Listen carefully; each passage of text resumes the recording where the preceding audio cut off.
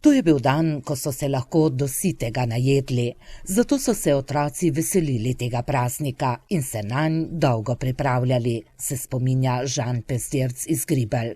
Prej se je pripravilo drva, suho za podkuriti, iz doma prinesti polna, jajca, mast, kruh, vse. Tudi kračo, slanino in mladi sir so prinesli od doma in potem so v zgodnjih jutranjih urah na pašniku pekli cvrtje in šnite. Manjkalo jih ni niti tokrat. Medtem ko so članice aktiva Kmečkih žena pekle, pa so se moški preizkusili v košnji in pastirskih igrah, kot so kozličenje, prašičkanje, nebesa, vice, pekel in podobno. Igrah, ki jih danes otroci ne poznajo. Ne še, zdaj to mi je zdaj na novo. A so se jih hitro naučili in se z veseljem igrali. Nič kaj pa jih niso zanimali pastirske piščali in rogovi. Zdaj poskušam olupiti skorjo od leskove palce, katerom potem zvil v rok. Na čelu, ki bo drobna, bom pa probal iz lipe narediti pezdec, kjer bo ustvaril glas, da bo to tulilo.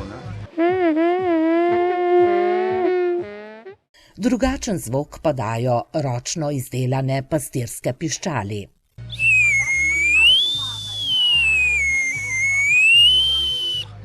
S tem, če pomikamo tole not, pa ven spreminjamo ton. Vse to pa še marsikaj smo izdelovali, ko smo v stilnikih pasli krave, pravi Plut. Danes pa otroke zanimajo le računalnik po telefonu.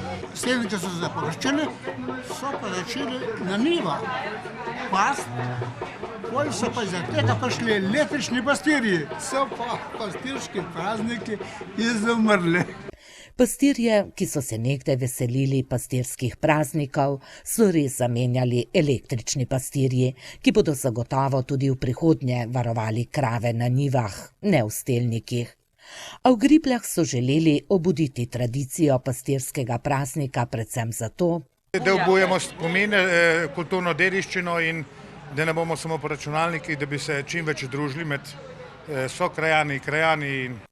In to jim je uspelo, saj so se na kopališču zbrali krajani vseh generacij in se zabavali, tako kot nekdaj pastirji.